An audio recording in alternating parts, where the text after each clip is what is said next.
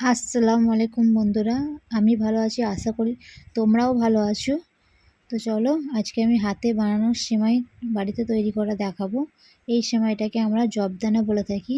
তোমরা কি বলে থাকো আমাকে কমেন্টে জানাবে। তো এখানে আমি ময়দার ডো করে নিয়েছি, ডোটা আমি একটু শক্ত রেখেছি, তাহলে জবদানাটা ভালো হবে। দেখো আমি সাদা কাগজ বিছিয়ে জবদানাগুলো হাতে পাকিয়ে নিয়েছি।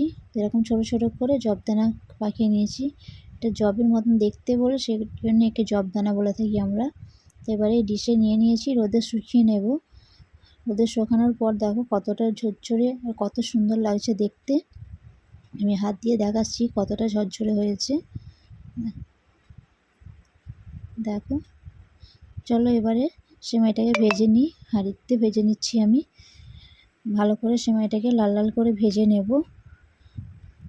নিয়ে আমি ঢেলে নিয়েছি, দেখো কত সুন্দর ভাজা হয়েছে। এবারে রান্না করে নেব সেমাইটাকে। তো আমি এখানে প্যানেতে ঘি নিয়েছি, দুটো এলাচ, দারচিনি, লং আর তেজপাতা নিয়েছি। নিয়ে ভালো করে সেমাইটাকে ভেজে নেব।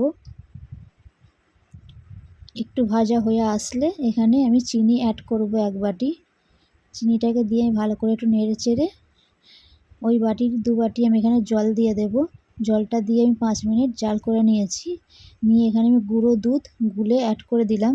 দিয়ে এখনও 10 মিনিট আমি জাল করে নিয়ে ঢাকা চাপা দিয়ে রেখে দেব। দেখো কত সুন্দর ঝরঝরে হয়ে গিয়েছে। এই পর্যায়ে আমি ঢাকা দিয়ে ফের রেখে দেবো আধ ঘন্টা। তো আধ ঘন্টা পর দেখো একদম ঝুড়ো ঝুড়ো হয়ে গিয়েছে। এবার আমি ঢেলে নেব। দেখো বাটিতে সব ঢেলে নিয়েছি। কত সুন্দর ঝরঝরে সেমাই হয়েছে। তোমরাও এরকম বাড়িতে চটজলদি সেমাই তৈরি করে নিতে পারো। রেসিপিটা ভালো লাগলে অবশ্যই ফলো করে সাবস্ক্রাইব করবে, করে পাশে থাকা বেল আইকনটা প্রেস করে রাখবে। কমেন্টে জানাবে বন্ধুরা রেসিপিটা কেমন হয়েছিল, শেয়ার করে দেবে। থ্যাংক ইউ বন্ধু।